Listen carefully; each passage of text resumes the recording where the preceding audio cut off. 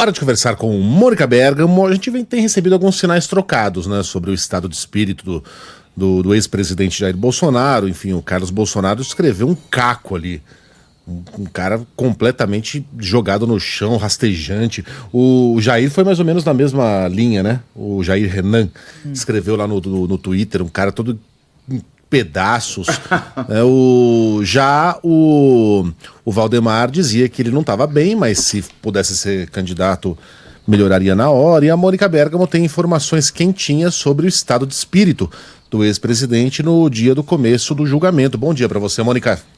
Bom dia, Megali, bom dia a todos. Bom, é óbvio, né, que se ele pudesse sair, ser candidato a presidente da República e presidente da República, ele melhoraria, né, Megali?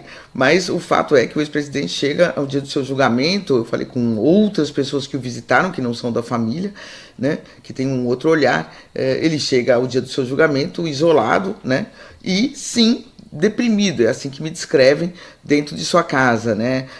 As pessoas relatam ter encontrado uma pessoa serena, como diz a senadora Damares, quando saiu de lá também, mas com o olhar perdido em muitos momentos, um pouco fora do ar, vamos dizer assim, sem prestar atenção muito nos detalhes da conversa, desanimado, sem apetite, né? O ex-presidente recebeu nesses últimos dias uma visita por dia, né, que pode ficar na casa dele mais ou menos cerca de 2 horas, o resto do tempo ele passa sozinho ou com a mulher Michele, que também sai, não fica lá o tempo todo, a filha Laura, que também tem a vida dela, sai também, e funcionários da casa. Ele também está assistindo, o Megali, a mobilização em torno da figura dele diminuir lentamente, né? Ao contrário do que as forças de segurança de Brasília chegaram a prever, não houve movimentação de centenas de ônibus se dirigindo à capital, como ocorreu no final de 2022, ali, quando ele perdeu as eleições. Milhares chegaram à capital para acampamentos, protestos, para um apoio explícito e incondicional a ele. Não houve mobilização de empresários financiando essas viagens, como aconteceu em 2022. Né? Não há grandes chamados, não houve, inclusive, assim, nem da parte de parlamentares a organização de algum protesto maior.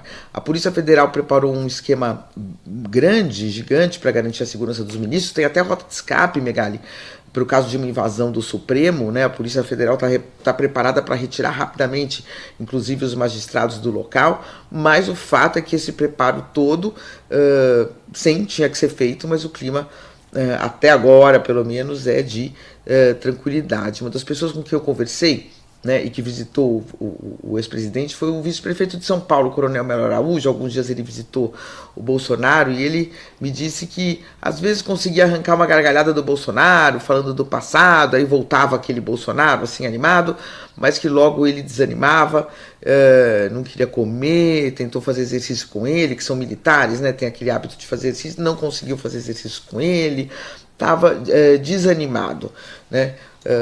Diz que ele acompanha tudo. Até o Coronel Elos usou uma expressão, o Megali, vendo essas articulações todas que estão sendo feitas em torno de Tarcísio, outros governadores querendo ser candidatos, dizendo que ele está sendo enterrado vivo, né? Foi essa a expressão que ele usou no sentido político. Então ele chega no dia do julgamento, ao dia do julgamento, já sabendo qual vai ser o veredito, mas ao mesmo tempo, né, Megali, é um dia duro, foi uma semana dura, mas sabendo que vai estar preso, mas que mantém uma força política muito grande que pode definir os rumos da direita brasileira, né?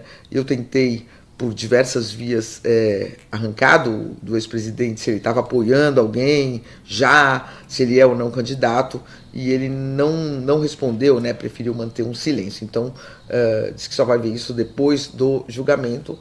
Mas, enfim, não é um dos melhores momentos da vida do ex-presidente Jair Bolsonaro, Megali. O ex-presidente desanimado, não está com aquela garra, vamos lutar, vamos para cima, vou ser condenado, mas depois vem a anistia, vou ser condenado, mas depois vem as eleições, vamos eleger uma bancada, vamos fazer impeachment desse, vamos fazer impeachment daquele.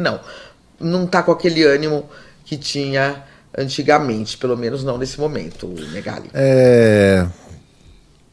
Em momentos de crise, e tem sido mais ou menos frequentes os momentos de crise pessoal, né, de Bolsonaro, os relatos, e ele tá sempre fechado, né? Dessa vez ele não tem alternativa, né? Ele tem que estar, porque tá em prisão preventiva, mas em outros momentos em que ele próprio assim tocou, como depois da derrota no segundo turno em 2022, a gente tem que confiar nos relatos das pessoas que encontram com o ex-presidente, né? E os relatos são sempre dramáticos. Aí ele tá um fiapo, ele tá triste, ele tá no escuro, chorando muito, e vomita, e soluça, e isso e aquilo, aí de repente aparece o cara, tá fortão. Eu tô dizendo isso porque a vitimização e a tentativa de você provocar pena na população é uma estratégia política antiga. Não estou dizendo que seja o caso de Bolsonaro, mas é sempre bom que a gente desconfie desses relatos.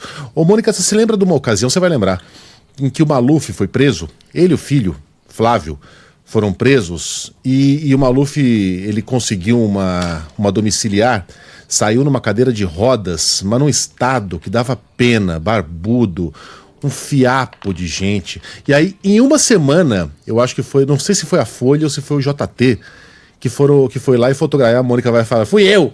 Acontece isso com alguma frequência aqui, né? Que fotografou o Maluf fortão, bonitão, bronzeado, no Guarujá, bebendo várias latinhas de Skol numa mesa de plástico. Lembra disso? Que a gente falou, olha como a gente foi trouxa, né? O Maluf fez a gente de bobo direitinho. Eu tô dizendo isso pelo seguinte, eu não defendo aqui que sejam negados a Bolsonaro os direitos que ele negaria aos seus inimigos e adversários políticos. Afinal de contas, lembra que... a qualquer, sim, essa questão de direitos humanos, uma vida... Ele terá os direitos humanos. Nunca foi a bandeira deles, né? Não, lembra que ele dizia que a única coisa boa do Maranhão era o presídio de Pedrinhas? Lembra que ele dizia que quando um bandido foi jogado lá de uma janela do 10º andar, ele falou que tinha que ser do 20º? Lembra quando ele falou que esses caras têm mais é que se F mesmo, que ficam ferrando a nossa vida? O Estado brasileiro não reservará a ele este tratamento. Se ele quiser piedade deste apresentador aqui, não terá, né?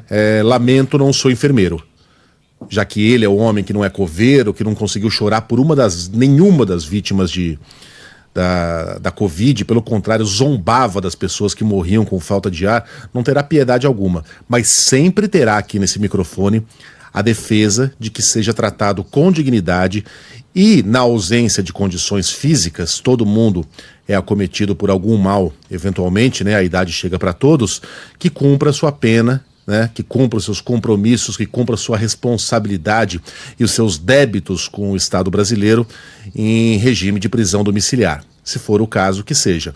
Mas a justiça brasileira também não se pode deixar enganar. Veja o exemplo do Maluf e veja o próprio exemplo de Bolsonaro, que já foi descrito como alguém que estava à beira do colapso e de repente aparece fortão fazendo discurso na Avenida Paulista na semana seguinte. Então que seja analisado direitinho o estado de saúde do ex-presidente, o estado mental, e determine-se de que maneira ele cumprirá a sua pena, porque terá de cumprir a sua pena. Terá de ser responsabilizado pelo que fez e fez. Mônica. Ô Megali, você sabe que você está falando do Maluf, eu lembrei que eu visitei o Maluf na Papuda, né? Enfim, eu fui lá, coloquei meu documento e o fiscal lá não viu nem direito quem eu era, eu entrei, né? Na cota da família, porque a família dele não ia visitar, porque o Maluf não queria que a família passasse pela humilhação que você... pelas regras de um presídio, que é ser revistado, né? E eu não acho que ele fingiu pra mim naquele momento que ele tava, eu vi um Maluf até desesperado pra sair da prisão, sabe? Eu acho que quando a pessoa tá presa, a gente não tem que ter... Quem quiser ter pena vai ter pena, cada um reage de uma forma, né? Mas realmente o que importa é ter um julgamento justo e um tratamento digno. Mas prisão, Megali, não é boa pra ninguém, né? Se alguém estiver feliz preso, isso eu vou duvidar também. A pessoa saiu da prisão, claro, pode ter fingido uma doença, fingido alguma coisa para poder sair da prisão e tal. Mas eu que já visitei diversas vezes, diversas pessoas presas, famosas e não famosas, já fiz matéria no Carandiru, quando o Carandiru existia. Eu lembro que eu dei meu endereço para um preso, eu recebia milhares de cartas por anos de pessoas desesperadas para sair, acharam que eu era advogada, me confundiram, enfim. A prisão é algo muito duro, né? Muito duro. Eu não tô aqui querendo despertar a piedade em relação ao Bolsonaro. Mas, Sim. de fato, ninguém segue a mesma pessoa quando está dentro de uma prisão. Eu me lembro que... Você lembra do Gedel Vieira Lima?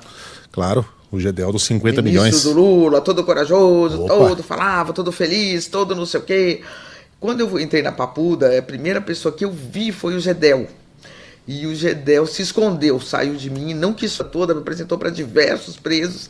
E ele tinha uma disciplina de fazer muito exercício, a família dele estava lá. E ele ia sair em pouco tempo, então ele programou a vida dele para suportar ali aquele ano, 2, e depois retomar a vida como de fato retomou. Né? Hoje tem plenos direitos, é empresário, inclusive da área de comunicação. Foi a única pessoa que eu vi lá dentro que estava razoavelmente preservada. Os outros, todas as vezes que eu visitei alguém preso, de fato, a prisão é o que é, né? Então, não é assim questão de despertar pena ou não. Muitas pessoas vão ficar felizes com esse relato, outras pessoas vão ter pena, mas fato é que a prisão é dura. E aquele Bolsonaro, lembra que ele falava, eu dou tiro, eu me mato ou mato alguém, mas não vou preso? Nada disso aconteceu, foi preso, está com tornozeleira, está com os bens bloqueados, vai para a prisão, já está na prisão, e é realmente um destino que por alguns meses ou anos, ou não sabemos por quanto tempo, não vai ter um homem feliz ali no cárcere, né? Não existe isso. Não existe. Né? Mônica, bom trabalho para você. Haverá muito trabalho nos próximos dias. Até amanhã.